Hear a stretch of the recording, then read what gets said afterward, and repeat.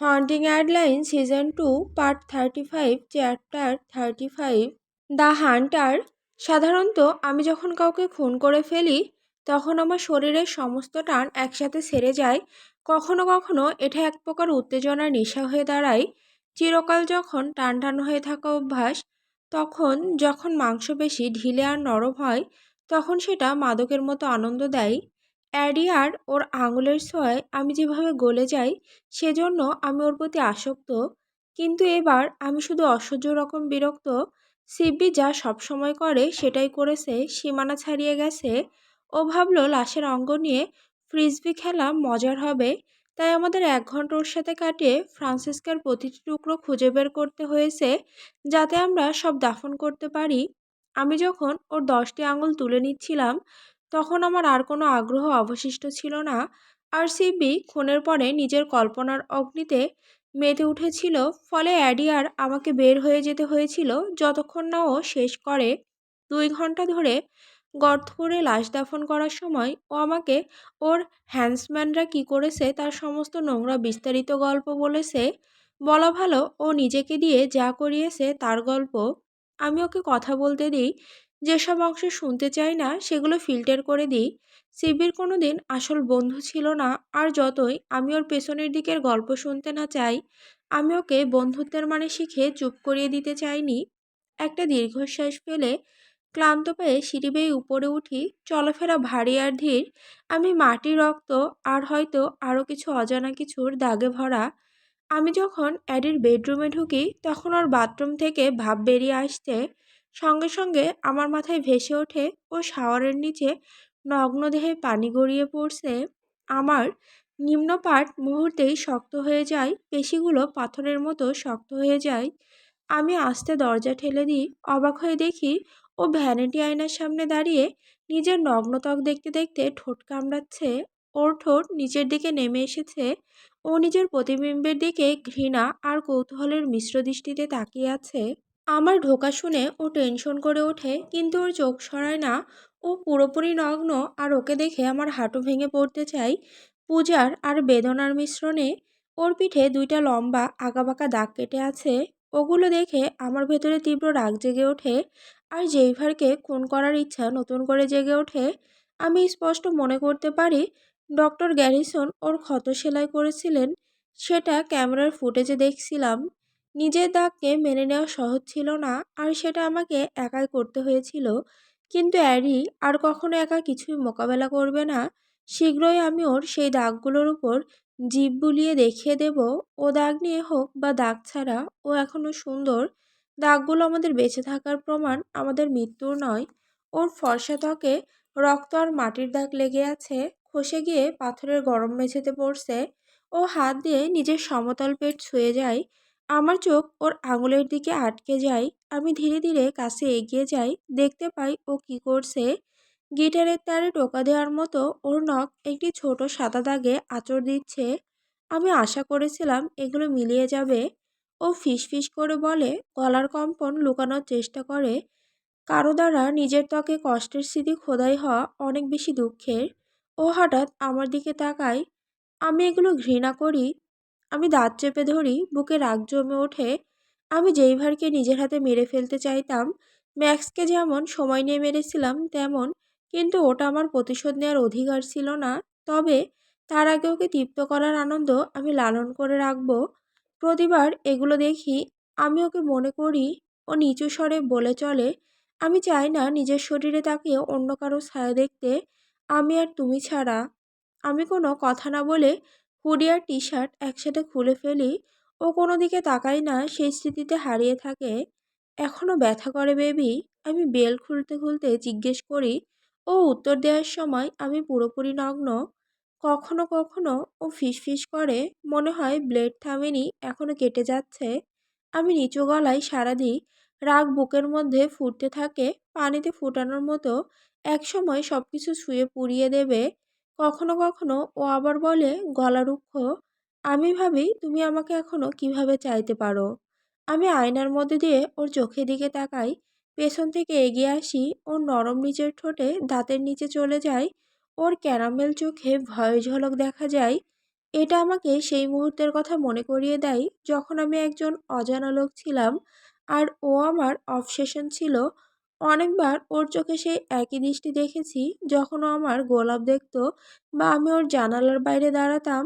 আরও বেশি যখন ও আমার স্পর্শের নিচে ছটফট করতো, আমাকে থামাতে বলার সময় আমার দিকে আঁকতে থাকতো। ওই দৃষ্টি সেই অন্ধকার অংশকে তৃপ্ত করে যা শুধু এই মেয়েটির জন্য সংরক্ষিত। আমি ওকে এতটাই চেয়েছিলাম যে ভালোবাসা, নৈতিকতা, সঠিক ভুল সবকিছু ছুঁড়ে ফেলে ওকে নিজের করে নিতে চাইতাম। আর যদি ও ভাবে দাগ আর অন্ধকার মন আমাকে দূরে সরিয়ে দেবে, তবে ও এখনো বুঝতে পারেনি আমি ওকে কতটা গভীরভাবে চাই। আমি ওর পিঠে গা লাগিয়ে দেই, আমাদের দেহের তাপ এক হয়ে যায়। ও যেন এক টুকরো স্বর্গ যা আমি কোনোদিন দেখতে পাবো না, কিন্তু আমি সবসময় অ্যারির দেহেই স্বর্গ খুঁজেছি। আমার হাত ওর গলার ওপর দিয়ে উঠে যায়, ওর মাথা আমার কাঁধে হেলিয়ে দিতে বাধ্য করে, ওর মুখ অর্ধখোলা। আমি তোমার পিছু নিয়েছি শত শত জন্ম জন্মান্তরে, অ্যাডলাইন। আমার আত্মা তোমাকে এতটাই চাই যে আমি ছায়ায় রূপান্তরিত হয়েছি তোমাকে চিরকাল শিকারের জন্য। ওর চোখ কাঁপে, ঠোঁট থেকে এক ছোট গোঙানি বেরিয়ে হয় প্রতিশ্রুতির মতো। ওর আত্মার ভয়ের ছাপ ফেলে, ও আমার জন্যই তৈরি। তুমি যদি ভাবো দাগগুলো আমাকে দূরে রাখবে, তবে তুমি দেখোনি আমি কতটা নিষ্ঠুর হতে পারি। আমি রুক্ষ গলায় বলি। ওর নিঃশ্বাস কেঁপে ওঠে, ক্যারামেল চোখ বড় হয়, ভয়ে চকচক করে, ওর গলার নিচে স্পন্দন করে। আমি চাই আমি ওখানে দাঁত বসিয়ে ওকে কতটা ভয় পাই সেটা চেখে দেখতে। আমি গর্জন করি, নিজের আত্মার অন্ধকার ঢেলে দেই, ওর ত্বকে লেপে দেই, ওর সমস্ত নিষ্পাপ অংশ রঙিন করে দেই। যে পুরুষেরা ওর থেকে এটা কেড়ে নিয়েছিল, আমি তাদের আর কিছু নিতে দেব না। আমার অন্য হাত দিয়ে ওর হাত সরিয়ে দিয়ে ওর আঁচড়ানো দাগে হাত বুলিয়ে দেই। ওর গলা থেকে এক নরম হাঁসফাঁস বের হয়। এগুলোও আমার হবে। প্রতিটি দাগে ছুরি বসিয়ে আমি ওগুলোকে নিজের করে নেব। তুমি এগুলো দেখলে শুধু আমাকে দেখবে। আমি গর্জন করি, হাত ওর গলায় শক্ত করে ধরি। তুমি পারবে না। ও ফিসফিস করে, চোখে চ্যালেঞ্জের আগুন। আমি এক নোংরা হাসি দেই, ওর চোখে ভয়ের ছাপ গাঢ় হতে দেখি। ওর বুকের নিপেলগুলো শক্ত হয়ে যায়, উত্তেজনার গন্ধ বাতাসে ছড়িয়ে পড়ে। এটাই তো চাই, আমি ফিসফিস করি। ওর গলার চাপ বাড়াই যতক্ষণ না ওর নিঃশ্বাস বন্ধ হয়ে যায়। আমাকে ভয় করো ছোট্ট ইঁদুরই, তাদের নয় যাদের তোমার উপর কোনো অধিকার নেই। তারপর আমার অন্য মুষ্টি আয়নার দিকে যায়, ক্র্যাক করে ভেঙে দেই। ও আমার দখলে কেঁপে ওঠে, ওর নখ আমার ত্বকে আঁচড় কেটে দেয়। আমি ভাঙা কাচের টুকরো তুলে ওর সামনে ধরি। আমি গ্রিপ শিথিল করি। ও হাহাকার করে অক্সিজেন টানে, চোখ সেই কাচের টুকরোতে আটকে থাকে। ও কাঁপছে। আমি ওর কোমরে আমার প্রিন্স পার্ট চেপে দেই। ও আরেকটু কেঁপে ওঠে। আমি হাহাকার করি, প্রথম ডাকটা দেখাও। আমি হুকুম দেই। আমি ওকে সুযোগ দিচ্ছি, আমি ওকে অন্ধ করে ভয় দেখাচ্ছি। তবুও জানে কিভাবে আমার দখল থেকে বের হতে হয়। ও জানে কিভাবে অস্ত্র আমার দিকে ঘুরিয়ে দিতে হয়। ও জানে কিভাবে আমার সাথে লড়তে হয়। অসামান্য শ্বাস নিয়ে ও নিজের পেটের দিকে আঙুল তোলে। আমি ইচ্ছাকৃতভাবে ওখানে হাত রাখি। ভাঙা আয়নায় ওর চোখের দিকে তাকাই। ওর চোখ কাচে আটকে যায়। আমি সেই কাচ ওর দাগের উপর চেপে ধরি। আমি থেমে যাই, ওকে শেষ সুযোগ দেই, কিন্তু ও নিজের ঠোঁট আমার গলায় চেপে ধরে, গরম নিঃশ্বাসে আমার ত্বক জ্বালিয়ে দেয়। তাই আমি কাজটাকে ওর পুরোনো দাগে চেপে দেই, গর্জন করি যখন ও আমার গলায় দাঁত বসিয়ে দেয়। সবকিছু শেষ হওয়ার সাথে সাথে ও ছেড়ে দেয়, বুক ওঠানামা করে। এটা গভীর নয়, শুধু রক্ত বের করার জন্য যথেষ্ট। অন্ধকার দৃষ্টিতে ঢেকে নেয়, ভেতরের জানোয়ার আমাকে গ্রাস করে। পরেরটা আমার গলা চিনতে পারি না, কিন্তু ও চিনে, কারণ ও ভাঙা আয়নার দিকে তাকিয়ে আরেকটি দাগে আঙুল তোলে। আবার আমি কাট দেই, ও কামড় দেয়। যতবার, যতক্ষণ না ওর সামনের দিকে রক্তে ভিজে যায়, ও কাঁপতে থাকে। তারপর আমি ওকে ঘুরিয়ে দেই, সিঙ্কের উপর বসিয়ে নেই, বুকে চেপে ধরি, ওর পিঠের দাগগুলোর উপর কেটে দেই যতক্ষণ না ও রক্তে রাঙা হয় আর আমার গলাহার কামড়ের দাগে ভর্তি। দুজনেই হাঁপাচ্ছি, লালসা, যন্ত্রণা আর অস্থিরতায় পূর্ণ। ও আমার হাতে কাঁপছে, চোখে গ্লাসড ক্যারামেল, অ্যান্টোরফিনে মাতাল। আমি কাজ ফেলে দেই, থাম দিয়ে ক্ষতগুলোতে চাপ দেই। ওর দাঁতের ফাঁক দিয়ে বের হওয়া শ্বাসে মাদকতার মতো নেশা লাগে। তোমার কি মনে হয় আমি যেরকম ভালোবাসি সেটা দুঃখের? আমি ওর চোয়ালে ঠোঁট ছুঁয়ে বলি, হ্যাঁ, ও কাঁপা কণ্ঠে বলে, কিন্তু শুধু কারণ একদিন এটা শেষ হয়ে যাবে। এক গর্জন বেরিয়ে আসে। আমি ওর চুল মুঠো করে ধরে আমার পেছনে নিয়ে যাই, ওকে সত্যি দেখতে বাধ্য করি। তুমি আর আমি কখনো শেষ হব না, ছোট ইঁদুরই। আমরা মোড়ে 6 ফুট নিচে গিয়ে হাড়ে পরিণত হলেও আমি তোমার আত্মা তাড়িয়ে বেড়াবো যতক্ষণ না তুমি আমাকে থেকে মুক্তি পেতে ব্যথায় কাটাবে। আর তখন আমি তোমাকে আরো শক্ত করে ধরবো। ওর ঠোঁট কেঁপে ওঠে। ও আমার চুলের গ্রিপের বিরুদ্ধে ঠেলে আমাকে চেপে ধরে। ওর শক্ত নিপল আমার বুকে ঘষা খায়। আমি কখনো তোমার থেকে মুক্তি পেতে চাই না, জেড। না এই জীবনে, না আসন্ন সব জন্মে। ও 2 হাতে আমার মুখ ধরে ঠোঁটে চেপে ধরে চুমু খায়। নখ দিয়ে আমার গালের দাড়িতে আঁচড় কাটে। ও আমাকে এমনভাবে আঁকড়ে ধরে আছে যেন ও পড়ে যাচ্ছে, কিন্তু ওকে ধরার কোনো আগ্রহ আমার নেই। আমি ওর সাথে সবসময় পড়ে যাব, মৃত্যু পর্যন্ত ওকে তাড়া করে যাব। ওর পা আমার কোমরে পেঁচিয়ে ধরে। আমি ওকে তুলে নেই, হাত দিয়ে ওর ভেজা ত্বকে পিছলে যেতে যেতে ওকে ক্লাব ফুড টবের দিকে নিয়ে যাই। ও সামান্য দূরে সরে যায়। ওর দাঁত কাঁপছে, আমাকে এক অন্ধকার হাসি ফোটায়।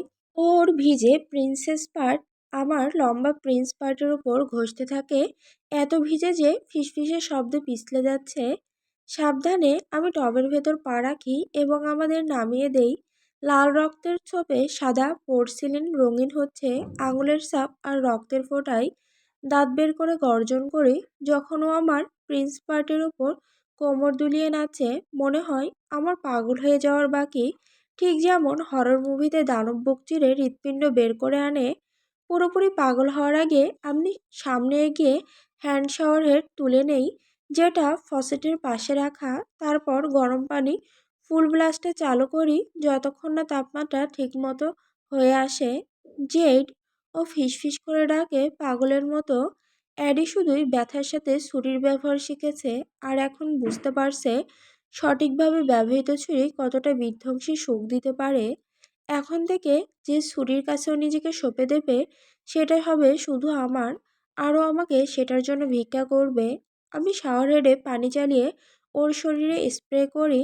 ও কেঁপে ওঠে, মাথা পেছনে ফেলে ধীরে ধীরে কোমর দোলাতে থাকে।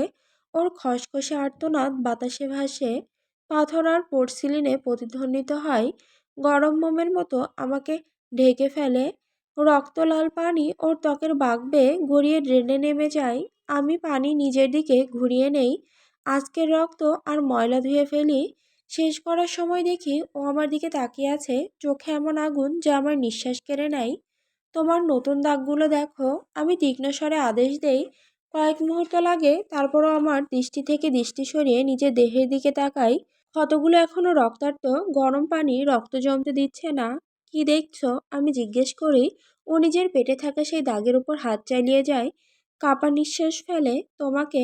আমি উপরে উঠি, আঙুল দিয়ে ওর থুতনির নিচে স্পর্শ করে ওর চোখ আবার আমার দিকে নিয়ে আসি। খুব শীঘ্রই ছোট ইঁদুরই, তুমি আর কিছুই দেখতে পাবে না। আমি হব তোমার গল্পের একমাত্র খলনায়ক এবং একমাত্র ব্যক্তি যে তোমার চিৎকার বের করে আনতে পারবে। শব্দগুলো শেষ হতেই আমি শাওয়ার হেড ওর প্রিন্সেস পার্টে ঘুরিয়ে দেই, জোরে পানি ওর ক্লিটের ওপর সোজা স্প্রে করি। ও কেঁপে ওঠে, হাঁপানো দ্রুত আর্তনাদে রূপ নেয়।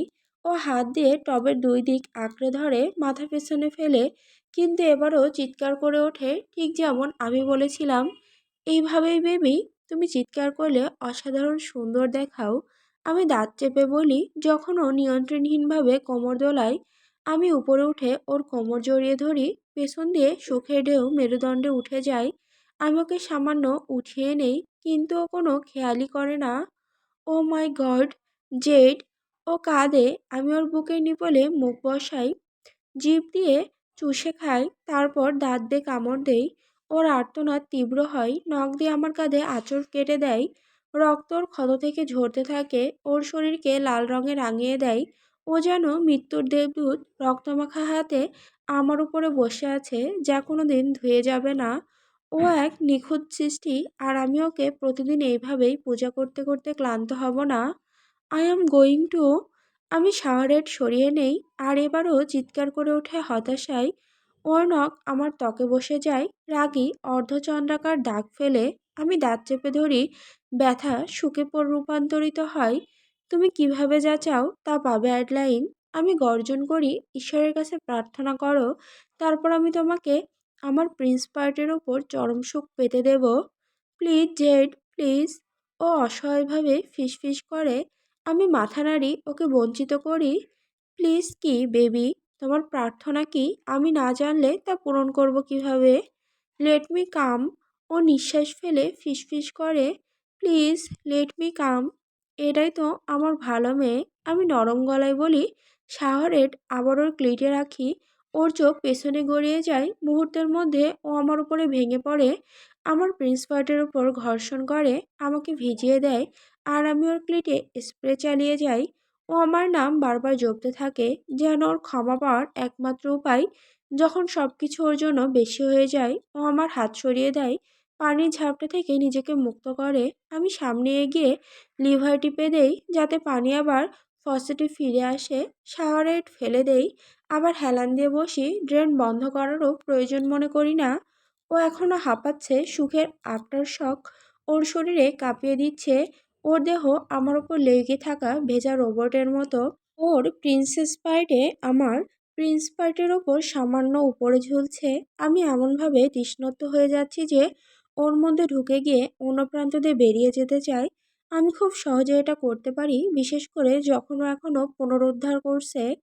ক্ষতি করার, ভাঙার, ব্যথা দেওয়ার ইচ্ছা সবসময় থাকবে। আমি সবসময় অ্যাডিকে টুকরো টুকরো করে ফেলতে চাইবো আমার নিজের বিকৃত আনন্দের জন্য। কিন্তু এর মানে এই নয় যে আমি ওকে রক্ষা করতে চাই না, ওকে লালন করতে চাই না। ঠিক যেমন আমার মা আমাকে প্লাস্টিকের গোলাপ দিয়েছিলেন, আমি সেটাকে আঁকড়ে ধরে রেখেছিলাম। আমি ওর প্রেমে এতটাই পাগল যে আমার প্রেম নিষ্ঠুর আর নির্মম হলেও তা একই সাথে লালনশীলও।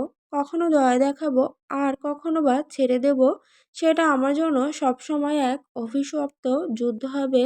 এবং এটি সেই মুহূর্তগুলোর একটি, যেখানে আমাকে ভেতরের পশুকে সংযত করতে হবে। যতই না আমার প্রিন্স পার্টকে ব্যথায় ছিঁড়ে ফেলার ইচ্ছে জাগাক না কেন। অ্যাডি আমার দিকে তাকায়, মোটা চোখের পাতার নিচ থেকে লাজুকভাবে ভেজা চুল ওর ভিজে শরীরে লেপ্টে আছে। ওর গোল স্তন আর পাঁজর ঢেকে রেখেছে। পানির ফোঁটা ওর শরীরের প্রতিটি অংশ বেয়ে নামছে। আমি ঠিক করতে পারছি না কোনটাকে আগে চেটে খাই। ফাক। আমি এখন দয়া দেখাতে চাই না, আমি শয়তানকেও লজ্জা দিতে চাই। ঘুরে দাঁড়াও, আমি রুক্ষ গলায় বলি। ও ধীরে ধীরে মাথা নাড়ে, না করে। তারপরও নিজেকে নামিয়ে নিয়ে আসে, আমার প্রিন্স পার্টের পেটের ওপর সমান করে ফেলে। তারপর ও নিজের গরম ভেজা প্রিন্সেস পার্ট দিয়ে আমার লম্বা প্রিন্স পার্টের উপরে নিচে স্লাইড করে যেতে থাকে।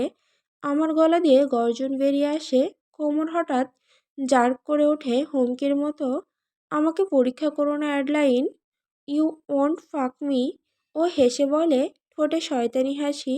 তুমি এতটা নিশ্চিত হয়ে না, আমি অনেক কিছু করতে পারি, কিন্তু তোমার মিষ্টি ছোট প্রিন্সেস পার্টকে উপেক্ষা করা সম্ভব নয়। You know I wouldn't forgive you. ও বলে, চোখে দুষ্টু ঝলক। আমি ওর গলা চেপে ধরি, ওকে কাছে টেনে আনি। তোমার ঘৃণা সবসময় স্বর্গের মতো লেগেছে, ছোট ইঁদুর। যদি বাকি জীবন হাঁটু গেড়ে থাকতে হয়, তাহলে আমি শুধু ক্ষমা ভিক্ষা নয়, অন্য কাজে মুখ ব্যবহার করব। আমি শয়তানি হাসি দেই। ওর নিঃশ্বাস কেঁপে ওঠে। যখন আমি শেষ করব, তখন তুমি আমার পাশে হাঁটু গেড়ে থাকবে। ও মাথা নাড়ে, হার মানে না। ছোট ডাইনি ওর কোমর দোলায়, নিচের প্রিন্সেস পার্ট দিয়ে প্রিন্স পার্টের আগা থেকে বেস পর্যন্ত স্লাইড করে, আমার বল টাইট করে ফেলে। ও চোখ বন্ধ করে ক্লিট দিয়ে ঘষে যায়, বিন্দুমাত্র চিন্তা না করে ওর জীবন কতটা ধারালো ছুরির উপর ঝুলে আছে। এইভাবে থেকেও, ও ফিসফিস করে বলে।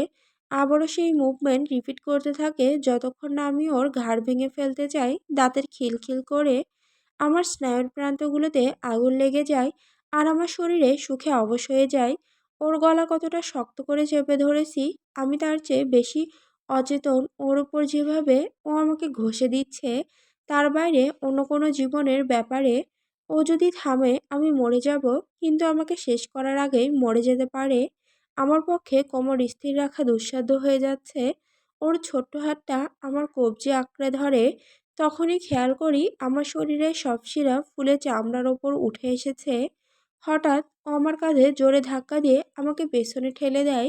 আমি পোর্সলিন টবের পেছনে গিয়ে ধাক্কা খাই, আর ওর গলা থেকে আমার হাত ছুটে যায়। ও গভীর শ্বাস টানে কিন্তু থামে না। ওর কোমর দুলিয়ে আমাকে ঘষতে থাকে। আমার হাত চলে যায় ওর গোলাকার কোমরে। এবার আর নিজেকে আটকাতে পারি না। ওকে আরো জোরে নিজের উপর টেনে নেই। ওর দুলুনি নিজের নিয়ন্ত্রণে নিয়ে গতি বাড়াই। সুখের তরল আমার মেরুদণ্ডের তলায় জমা হতে থাকে। আর আমি ওর শরীরের প্রতিটি পেশি শক্ত করে ফেলি। মুক্তির কাছাকাছি চলে আসি। ঠিক যখন আমি সুখে হারিয়ে যাচ্ছি, তখনই আমি সহজে পরাজিত হয়ে যাই। ও হাঁটুতে ভর দিয়ে উপরে উঠে আসে। আমার ধড়ফড় করা প্রিন্স পার্ট থেকে দূরে সরে যায়। আর তখনই আমি বিস্ফোরণের জন্য পুরোপুরি প্রস্তুত ছিলাম। এক মুহূর্তেই এমন এক হতাশা আমাকে গ্রাস করে যা আমি জীবনে কখনো অনুভব করিনি। আমি শপথ করে বলছি, অ্যাডলাইন, যদি এখনই তুমি না বসো। ওর হাতটা ওর মুখের ওপর চেপে ধরে। আর ও যেন আমার পিছনে বিদ্যুতের রড ঢুকিয়ে দিল। আমি এতটাই হতবাক। শাক বেবি, ও ফিসফিস করে বলে, ঠোঁটে হালকা এক দুষ্টু হাসি। ফাক, ও জিতলো। আরও সেটা জানে। হাত দিয়ে আমার প্রিন্স পার্টের গোড়া ধরে উপরের দিকে তাক করে। সব কথা জিভের ডগা এসে মরতে থাকে। যখন ও ধীরে ধীরে নিচে নামে, আমার প্রিন্স পার্টের টিপ ওর প্রিন্সেস পার্টে ঢুকতে শুরু করে। ওর কণ্ঠ কেঁপে ওঠে। আমি নিয়ন্ত্রণে আছি জেড, তুমি না, আমি। ওর হাতটা ছেড়ে দেয়। চোখে আগুনের মতো তাপ, যেন গলিত হুইস্কির মতো দৃষ্টি। আমার প্রিয় রং। আমি দাঁত চেপে ধরি, মনে হয় হাড় ভেঙে গুঁড়ো হয়ে যাবে। যখনও ধীরে ধীরে নামতে থাকে, ওর গরম টাইট প্রিন্সেস পার্ট আমার প্রিন্স পার্টের আগা গ্রাস করে। আমার মুষ্টি টবের দেওয়ালে আছড়ে পড়ে।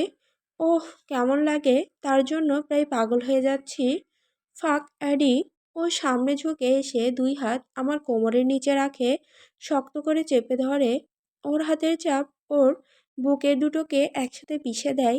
আর যদি আমি এত কাছে বিস্ফোরণ না হতাম, তাহলে আমি ওগুলোকে দাঁতে কামড়ে ধরতাম।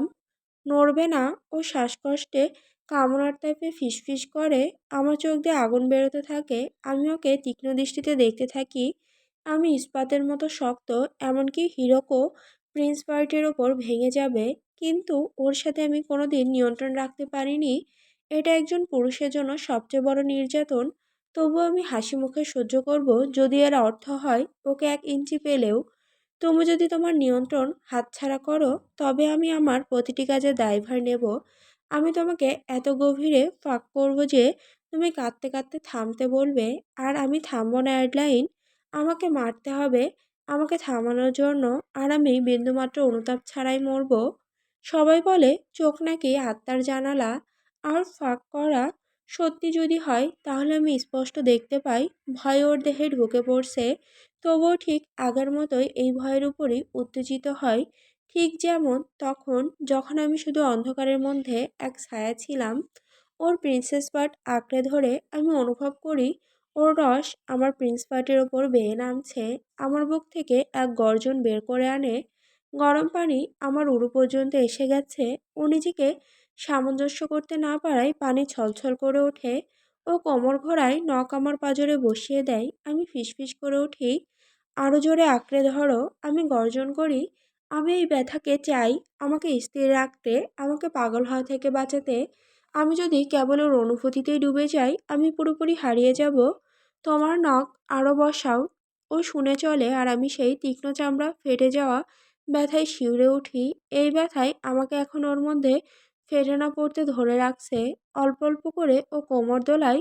তার মুভমেন্ট সামান্য। প্রিন্সেস পার্টে আমার প্রিন্স পার্ট 1 ইঞ্চের বেশি ঢুকতে দিচ্ছে না। তবু আমার চোখ উল্টে যেতে থাকে। ওর একটি হাত আমার প্রিন্স পার্টের গোড়া ধরতে যায়, কিন্তু আমি থামিয়ে দেই। ও আমাকে ছুলে আমি শেষ হয়ে যাব। আমি নিজের আঙুল দিয়ে প্রিন্স পার্টের গোড়া ধরে স্থির রাখি। আর অন্য হাত দিয়ে ওর ক্লিটে টাইট বৃত্ত আঁকি। ও যতটুকু নিচ্ছে তাতে ওর তৃপ্তি হওয়ার কথা নয়। তবু ওকে স্টিমুলেশন প্রয়োজন। ওর বুকের উপর লম্বা অসামঞ্জস্য আর্তনাদ আসে। ফাক, আমি এই প্রিন্সেস পার্ট অনুভব করতে চাই। আমি চাই পুরোপুরি তোমার মধ্যে যেতে। তোমার প্রতিটি অংশ আমার ছোট ইঁদুর। আর আমি তোমার মধ্যে না থাকা পর্যন্ত তুমি কখনো পূর্ণতা অনুভব করবে না। এই এইটুকুই আমার পক্ষে সম্ভব জেড। আমি এর বেশি পারবো না। ও ফিসফিস করে, বুঝতে অনুরোধ করে, যতটা পারো নাও বেবি, তোমার সব ব্যথা আমাকে দাও। ও আবার হাত দিয়ে আমার কোমর আঁকড়ে ধরে নখ বসিয়ে দেয়। আমি দাঁত চেপে গর্জন করি, সুখে চোখ ঝাপসা হয়ে আসে। এখনো আমার অনেকটা বাইরে। আমি ওকে জোর করে ঢুকাবো না। তুমি দারুণ করছো বেবি, আর তুমি এতটা সুন্দর দেখাচ্ছ। আমি অপেক্ষা করতে পারছি না দেখতে যখন তুমি আমাকে পুরোপুরি নেবে। ও দাঁত কাঁপে একটা আর্তনাদ বেরিয়ে আসে। তোমার জন্য আমি গর্বিত। আমি ফিসফিস করে বলি। ওর মিষ্টি প্রিন্সেস পার্ট আমার উপর ঝুলে থাকতে দেখে মাতাল হয়ে যাচ্ছি। যদিও ও অল্প ঢুকতে দিচ্ছে। জেড, ও কাপা গলায় ডাকে, তোমার প্রিন্সেস পার্টে আমার প্রিন্স পার্ট ভিজে যেতে দেখার অভাব বোধ করছিলাম। আমি গম্ভীর স্বরে বলি। আরেকটা আর্তনাদ আটকে রাখতে ঠোঁট কামড়ে ধরি। আমার কথায় ও শিউরে ওঠে। ওর রস আমার আঙুলের ওপর গড়িয়ে পড়ে। আমি ওর ক্লিটে দ্রুত ঘর্ষণ করি, ওর দেহ ঝাঁকিয়ে তুলি। তোমার প্রিন্সেস পার্ট কত শক্ত করে আমার প্রিন্স পার্ট আঁকড়ে ধরে সেটার অভাব বোধ করছিলাম। তুমি কত সহজে আমার জন্য তোমার আকার বদলে নাও। ও মাথা নাড়ে, সুখে হারিয়ে যায়। ওর চোখ বন্ধ হয়ে আসে আর ওর রিদম ছন্দ হারায়। ও মনোযোগ আমার হাতের উপর চলে যায়। এটা যথেষ্ট নয়, তাই না? আমি নিঃশ্বাসে বলি। ওর ভুরু কুঁচকে যেতে দেখি। ও ঠোঁট কামড়ায়। চোখ বন্ধ রেখেও আমি জানি ও নিজের সাথে লড়াই করছে, নিজেকে পুরোপুরি নিচে নামানোর তাগিদকে দমিয়ে রাখছে। ও চাই ফাঁক। আমি দেখতে পাচ্ছি ও কতটা চাই, তবুও নিজেকে আটকে রাখছে। তুমি আমাকে আরো বেশি চাও, কিন্তু নিজেকে সেটা নিতে দিচ্ছ না। তাই তোমাকে আমার সিমিন দিয়ে ভরে দিচ্ছি। ওর চোখ খুলে যায় এক কর্কশ আর্তনাদ। ওর জিভ থেকে নেমে আমার মেরুদণ্ড বেয়ে নামে। আমি ওকে খাদের কিনারায় দেখতে পাচ্ছি, লাফিয়ে পড়ার জন্য মরিয়া। তোমার কাছে 5 সেকেন্ড আছে অ্যাডলাইন, না হলে আমি যাই হোক তোমাকে ফাঁক করে ফেলবো। ওর চোখে যে ভয়ের ঝিলিক ফুটে ওঠে সেটাই ওকে খাদের কিনারা থেকে নিচে ফেলে দেয়। ও ভেঙে পড়ে, ওর উরু কাঁপে, চোখ শক্ত করে বন্ধ হয়ে যায়। এক কর্কশ চিৎকার বাথরুমে প্রতিধ্বনিত হয়, কিন্তু সেটা কার বলা মুশকিল। আমি দ্রুত ওর পিছু নেব। বিদ্যুতের মতো সুখের শিহরণ মেরুদণ্ডে নেমে আসে, আমাকে সবকিছু ভুলিয়ে দেয়। ও এতটা শক্ত করে আমাকে আঁকড়ে ধরে যে আমার প্রিন্স পার্ট থেকে রস বের হওয়া পর্যন্ত আটকে রাখতে চাই। যদি এটাই স্বর্গ হয় তাহলে আমি দুঃখিত যে আমি কোনোদিন এটা পাওয়ার যোগ্য কিছু করিনি। অসংখ্য সময় পার হয়ে যায়, তারপর আমরা দুজনেই ভেঙে পড়ি। দম নিতে নিতে আবার হারিয়ে যাই। ওর গাল আমার বুকের ওপর থাকে, ভেজা চুলের লক আমার ত্বকের উপর চকলেটের মতো লেপতে থাকে। আর আমি জানি ও আমার হৃদস্পন্দন নিজের দাঁতের ভেতর দিয়ে অনুভব করছে। আমার আঙুল ওর এলোমেলো চুলে ঢুকে যায়। অন্য হাত দিয়ে ওকে শক্ত করে জড়িয়ে ধরি। আমরা মিনিটের পর মিনিট এভাবেই পড়ে থাকি, দম নিতে নিতে। প্রতিটি ছোঁয়ায় আমার সব হারিয়ে ফেলি। অবশেষে আমি ওকে ঘুরে বসতে বলি। ও হাঁটু জড়িয়ে ধরে বসে থাকে আর আমি ওকে শ্যাম্পু হাতে নিয়ে ওর চুলে সাবধান ধুয়ে দিই। ওর মাংসে রয়ে যাওয়া টেনশন ধীরে ধীরে সরিয়ে দেই। আমি ওকে বলি আমার প্রথম খুনের গল্প, আর ও ওর গল্প বলে। ফবি নামে এক মেয়ের কথা, যে অ্যাডির জীবন বাঁচাতে সাহায্য করেছিল, অথচ শেষে অ্যাডিকেই ওর জীবন নিতে হয়েছিল। ওর ফ্লেমিং কমলা চুলের মেয়ের কথা বলতে বলতে অ্যাডি কাঁদে, যে মেয়ের হাড়ে ভয় বাসা বেঁধেছিল, কিন্তু যখন প্রয়োজন ছিল তখন সেই ভয়কে অস্বীকার করেছিল। শেষে ও সে আগুন হয়ে উঠেছিল যা ওর কাঁধের চারপাশে ঘুরে বেড়াতো। আমি সাবান ধুয়ে দেই, ওর অশ্রু ফেনার সাথে ড্রেনে নেমে যায়, আর ও শোক করে মাথা নত করে। তারপর আমি ওকে টপ থেকে তুলে কাউন্টারে বসাই, ওর মুখ খুলে দাঁত ব্রাশ করি, প্রতিটি অশ্রু চুমু দিয়ে মুছে দেই এবং ওকে মনে করিয়ে দেই যে ও সবসময় ফবিকে নিজের মধ্যে বয়ে নিয়ে যাবে, আর সে আগুন এখন ওরও।